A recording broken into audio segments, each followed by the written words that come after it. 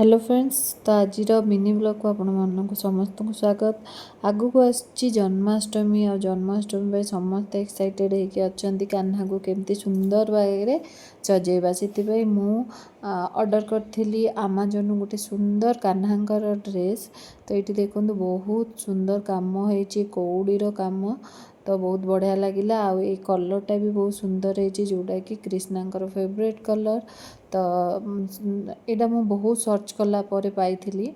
तो आज आसिकी डिलीवरी है तो भाविली आपण मान सहित भी शेयर करी। तो यहाँ हूँ बेकर गोटे सुंदर स्टोन रो माली आउ तो ता सहित गोटे अच्छी मकुट जोटा कि ऊपर रहा भी एत सुंदर डिजाइन है। तो बहुत बढ़िया लगुच स्टोन रो काम होती आउ स्पेशली यही कलरटा मत बहुत ही सुंदर लगुच। तो देखु मकुट केते सुंदर डिजाइन है बहुत कम प्राइस रे 303 रे मुझा परचेस करची।